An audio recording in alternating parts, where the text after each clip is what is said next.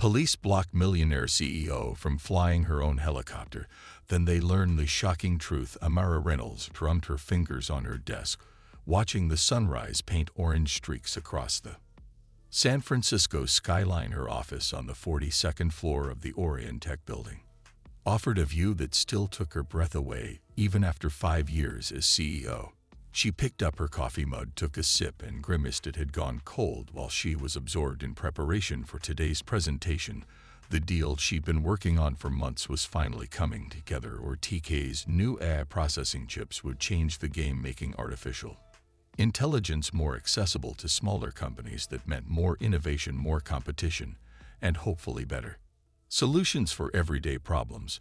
Amara smiled, thinking about how far she'd come from coding in her parents' garage. Her phone buzzed. It was Marco, her pilot, confirming the pre-flight checklist for the Bell 429.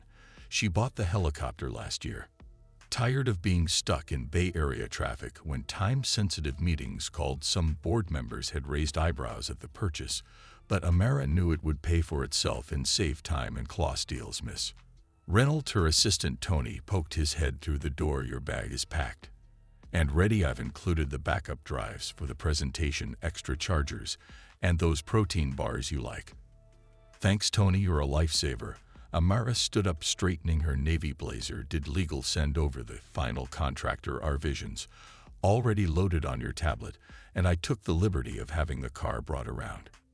You should have plenty of time to review everything at the Hort Lounge before takeoff. Amara grabbed her leather messenger bag and gave her office a final scan. The wall behind her desk displayed her journey in frames, her MIT graduation photo, the day she founded Orion Tech, in a tiny office with just 3 employees. The Time magazine cover featuring her as Tech's new voice. Each image reminded her of late nights doubters proved wrong and barriers broken. The elevator ride down was quiet, just how she liked it this early. The lobby security guard Joe gave her his usual warm smile. Big day today, Miss Reynolds, aren't they all? Joe, she winked at him. More exchanges had become a ritual over the years. Joe had been one of the first employees to treat her like she belonged back when people often mock her for someone's assistant rather than the founder. Her driver Keith held the car door open as she slid into the back seat of the Tesla. The familiar scent of leather and the soft classical music playing created the perfect environment for her final presentation. Review. The drive to the heliport would take 20 minutes, just enough time to ensure everything was perfect. Amara opened her tablet and began scanning through the slides one last time. The technology was solid, the market research comprehensive, and the financial projections conservative yet impressive. Still, she knew presentation mattered as much as substance. She'd learned that lesson early in her career when investors seemed more interested in questioning her credentials than her business plan. The heliport came into view, its wide landing pad gleaming in the morning sun. Keith pulled up to the private entrance where Marco was waiting. He'd been her pilot for 3 years now, and his professionalism and skill had earned her complete trust. Morning, Amara. Marco called out, helping her with her bags. Weather's perfect today. Should be a smooth flight to Sacramento. They walked together toward the lounge, discussing the flight plan. Marco had already filed all the necessary paperwork and completed his safety checks as thorough as always. The lounge was quite this morning, just a few other executives preparing for their own journeys. Amara settled into one of the plush chairs, spreading her Mate RS across the table. The floor-to-ceiling windows offered a clear view of her helicopter, its sleek white exterior reflecting the morning light.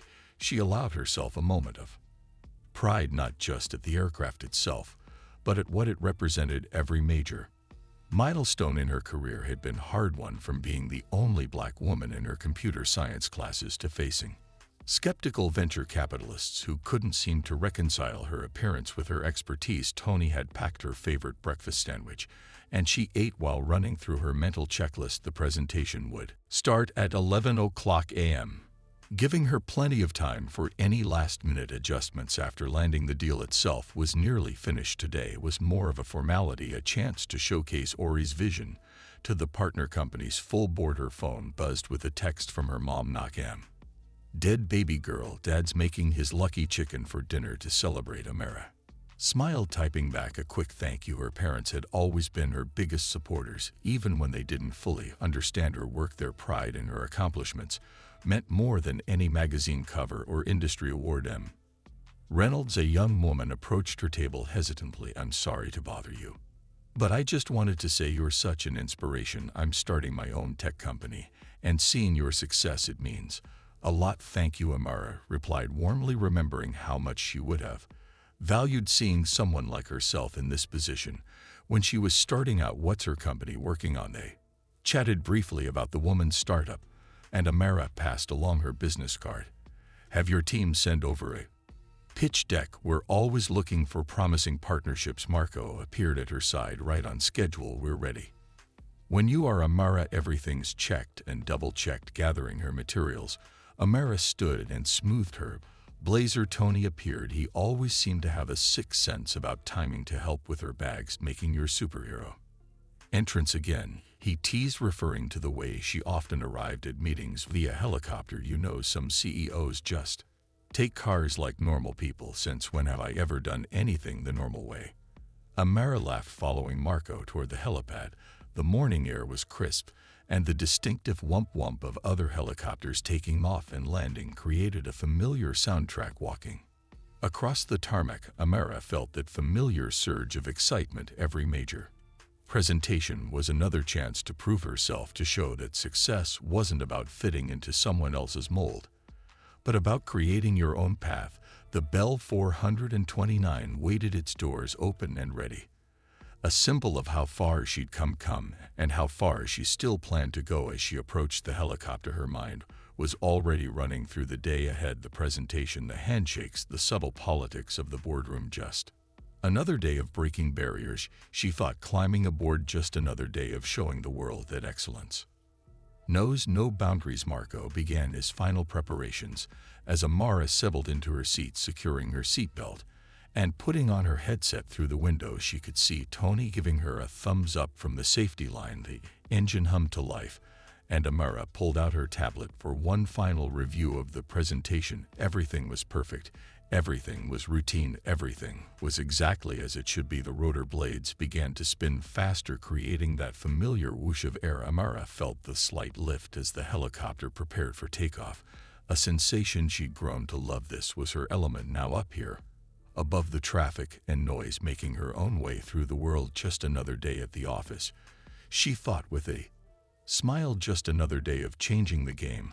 The helicopter lifted a few inches off the ground when the first siren cut through the ammo ring air. At first, Amara barely noticed it. Over the sound of the rotors, police sirens weren't unusual in this part of the city, but then another joined in, and another, their wails growing louder by the second. Through her window, she saw 3 police cars speed onto the tarmac, their lights flashing against the morning sun. They moved in formation, cutting across the usually restricted area with alarming speed. Marco's voice crackled through her headset. Something's not right. The helicopter settled back onto the pad as more police vehicles appeared, surrounding them in a semicircle. Amara's stomach tightened through the windscreen. She could see Tony frozen at the safety line, his hand still raised in his farewell wave, now looking more like a warning. Should I power down? Marco asked, his usually steady voice carrying a note of concern. Before Amara could answer, officers began pouring out of their vehicles, some with hands on their holsters. The sight sent a chill down her spine. Yes, she said, keeping her voice level. Power down. Let's see what this is about. Years of handling boardroom crises had taught her to stay calm under pressure, but this was different. This felt personal in a way she couldn't quite explain. As the rotor blades slowed, she could hear shouting outside. Exit the aircraft slowly. Hands where we can see them. The commands were sharp, aggressive, nothing like the professional tone she was used to hearing from the heliport security team. Marco followed procedure, shutting down the systems with practiced efficiency. I'll go first, he said. Show them everything's okay. He'd been through police checks before. They were routine in aviation, but something in his expression told Amara this wasn't standard protocol. The moment Marco opened his door, 3 officers approached, their movements tense. Amara watched through the window as they questioned him, their voices too low for her to hear over the dying whine of the engines.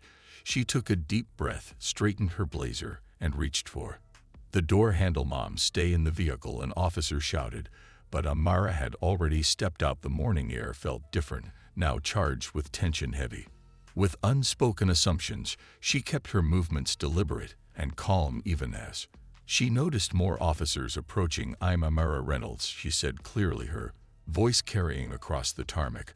"I own this aircraft." What seems to be the problem? She used this tone countless times before, professional, authoritative, leaving no room for doubt. But something told her it wouldn't work the same way here. The lead officer, a stocky man with graying temples, looked her up and down. His badge read Patterson. His expression shifted from alert to skeptical. Amara knew all too well. "We received a report about suspicious activity involving this helicopter," he said, emphasizing each word as if speaking to a child. "Suspicious activity," Amara repeated, fighting to keep the edge out of her voice. "I'm the CEO of ORC. This is my private helicopter, and I'm running late for a business meeting in Sacramento." She reached slowly for her bag, intending to get her ID. "Don't move." Two officers stepped forward, hands tensing on their weapons. Amara froze, her heart pounding. The reality of the situation hit her like a physical blow. They didn't see a CEO, they didn't see a successful businesswoman, they saw something else entirely, and it had nothing to do with her credentials. Marco stepped forward, his pilot's license already in hand. "Officers, I can verify Miss Reynolds' identity. I've been her pilot for 3 years. All our paperwork is in order and our flight plan was filed this morning." Patterson barely glanced at Marco's license. "We'll need to see ownership documentation for the aircraft," he said, his eyes still fixed on Amara. "And proof of your FISN." The pause before the last word felt deliberate, loaded with unspoken doubt. From the safety line, Tony was already on his phone, likely calling Orion's legal team. A small crowd of other travelers and heliport staff had begun to gather. Drawn by the commotion, Amara could see phones being raised, recording the scene. In any other situation, she might have worried about the implications. Right now, she was almost grateful for the witnesses. "Of course," said, keeping her voice steady. "May I reach into my bag for my identification?" She waited for Patterson's nod before moving. Hyper aware of every gesture, her fingers found her wallet, and she pulled out her driver's license, pilot's license, and/or Tech ID badge. "The helicopter's registration and ownership documents are in the cockpit. Marco can retrieve them if you'll allow him." Patterson examined her IDs with exaggerated thoroughness, turning them over in his hands as if expecting to find proof of forgery. Another officer spoke into his radio, requesting a check on the helicopter's tail number. The whole scene felt surreal, like something from a bad movie, except this was her life, her reality. "How long have you owned this aircraft?" Patterson asked, his tone making it clear he already had his own answer in mind. "I purchased it last year," Amar replied, "through Reynolds Aviation LLC, my personal holding company. All the paperwork was handled by Morgan Stanley's Aviation Finance Division. You're welcome to contact them." A younger officer joined Patterson, showing him something on his phone. Amara caught a glimpse of the screen. They were looking at Orion's website, her own executive profile. The officer whispered something, and Patterson's expression tightened. "You understand, we have to verify everything," he said, but his tone had shifted slightly. Perhaps he was beginning to realize his mistake, or maybe he was just covering his bases. "These are expensive machines, and we've had incidents." Amara felt her professional mask slipping. What kind of incidents would justify surrounding a legally registered aircraft with half a dozen police cars? What kind of incidents would warrant treating a pilot and passenger like criminals without probable cause? The growing crowd of onlookers had become more vocal. Amara could hear murmur of disapproval, snippets of conversation. "That's Amara Reynolds. Can't believe they're doing this just because she's..." Tony had made his way closer, still on the phone. "Our legal team is on their way," he called out, "and M. Reynolds' schedule for the day is publicly available through our investor relations department, including this flight plan." Patterson handed back her IDs, his movements stiff. Another officer approached with the registration documents Marco had retrieved, confirming everything Amara had said. The situation was unraveling, but the damage was done. We apologize for any inconvenience. Patterson said, not quite meeting her eyes. We have to follow up on all reports. We receive. You understand? No, Officer Patterson, I don't understand, Amara replied, her voice carrying across the now quiet tarmac, but I would very much like to see the report that prompted this response, and I'd like the badge numbers of every officer present. The morning sun had risen fully, now casting long shadows across the heliport. What should have been a routine flight had become something else entirely, a reminder that no amount of success, no position of authority could fully shield her from certain realities. More officers were retreating to their vehicles, the show of force dissolving as quickly as it had appeared, but Amara stood her ground, memorizing faces, noting details. This wasn't over. Not by a long shot. Man, a younger officer approached, looking uncomfortable. You're free to proceed with your flight. We'll clear the tarmac immediately. Amara checked her watch. The delay had cost her nearly 45 minutes. The meeting in Sacramento would have to be rescheduled. There was no way to make it on time now, and her mind wasn't in the right place for a major presentation. Anyway, she turned to Marco, who had remained steadfast throughout the ordeal. Let's pack it in for today. Some meetings need to be handled in person. She looked pointedly at Patterson, who was conferring with his officers near their vehicles. As the police cars began to leave, Amara felt the adrenaline slowly ebbing, replaced by a familiar mix of anger and determination. Her phone was already filling with notifications. Apparently, several videos of the incident had gone viral within minutes. The story was breaking, spreading across social media like wildfire. Tony appeared at her side, his face a mask of contained fury. The legal team is already drawing up formal complaints, and your mother called. She saw it on Twitter. Amara nodded, watching the last police car disappear through the heliport gates. This wasn't the first time she'd faced prejudice, and it wouldn't be the last, but something felt different this time. Maybe it was the witnesses, the videos, the public nature of it all, or maybe she was just tired of letting these incidents slide. Tony, she said, her decision already made clear. My schedule for the next few days, and get me a meeting with our PR team. She looked around at the dispersing crowd, at the phone still recording, at the morning sun climbing higher in the sky. We're going to handle this one differently. Back in her office, Amara watched the incident footage for the third time. Someone had compiled different angles from various bystanders' phones, creating a comprehensive view of what happened. The comment section was exploding with reactions ranging from outrage to painful personal stories of similar experiences. Her phone hadn't stopped buzzing since she returned to Orion Tech headquarters.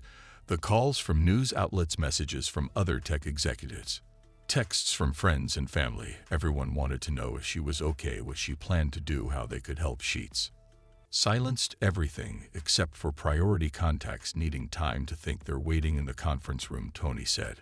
Appearing at her door, the per-team legal counsel and several board members had assembled for an emergency meeting.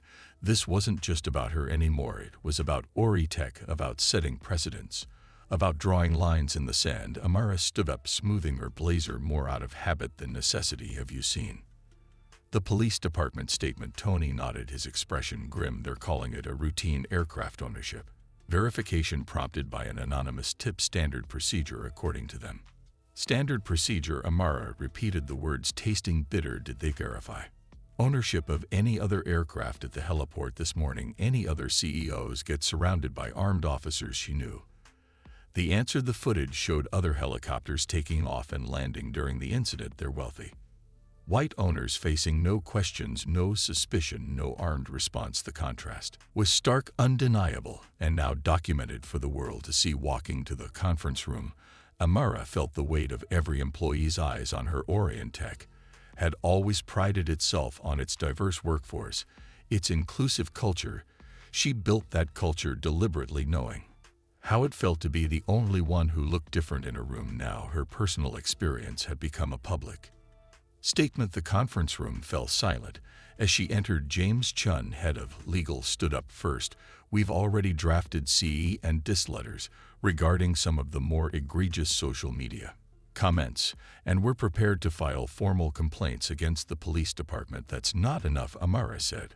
Remaining standing, we're not just responding to this. We're going to address the root cause. She looked around the room, meeting each person's eyes. How many of you have ever been questioned about owning something, not shoplifting, not stealing, just owning something someone decided you shouldn't have? Several hands went up, mostly belonging to people of color. The white executives shifted uncomfortably in their seats, perhaps seeing their workplace through new eyes. Miss Reynolds, Sarah from PR, spoke up. The incident is trending nationwide. We've received requests for interviews from major networks, and several civil rights organizations want to issue joint statements. Amara walked to the window, looking out at the city below, the same city where she built her company, achieved her dreams, bought her helicopter, the same city where she'd just been reminded that success didn't shield you from systemic bias. They asked me who is really paying for the helicopter, she said quietly, still facing the window. Asked how I could afford it. Demanded proof of ownership while their hands stayed on their weapons. Do you know what that feels like to achieve everything they say you should achieve, to play by every rule, to exceed every expectation, and still be seen as suspicious just for existing in spaces they don't expect to see you? The room remained silent. Even the usual sound of typing had stopped. Their statement calls it standard procedure. She continued, turning back to face the room. Let's talk about that standard. Let's talk about who sets it, who enforces it, and who suffers from it. Because this isn't about one incident or one police department. This is about patterns, about systems, about unspoken rules that need to be spoken about and changed. Tony entered with a tablet showing her something the police department had issued. Another statement, this time claiming they were conducting an internal review of the incident. Below that was a growing list of similar stories being shared online. Other successful Black professionals describing their own experiences with routine checks and standard procedures. They're trying to control the narrative, James observed, scrolling through his own phone, but the videos tell a different story. The officer's body language, the unnecessary show of force, the questioning of your credentials. Even after verification, it's all there. Sarah raised her hand tentatively. What message do you want to send? We can craft a response that's diplomatic but firm. Diplomatic? Amara interrupted, her voice sharp. I've been diplomatic my entire career. I've smiled through microaggressions, stayed professional through prejudice, remained calm while being undermined. Today we're going to be honest instead. She walked to the whiteboard and picked up a marker. Here's what we're going to do. First, we're going to share my story, not just today's incident, but every routine check I've faced, every time I've been asked if I'm in the right meeting room, if I'm really the CEO, if I can actually afford what I own. The marker squeaked against the board as she wrote. Second, we're going to invite others to share their stories, create a platform, amplify voices that have been silenced by standard procedures and routine checks. Third, she continued her writing, becoming more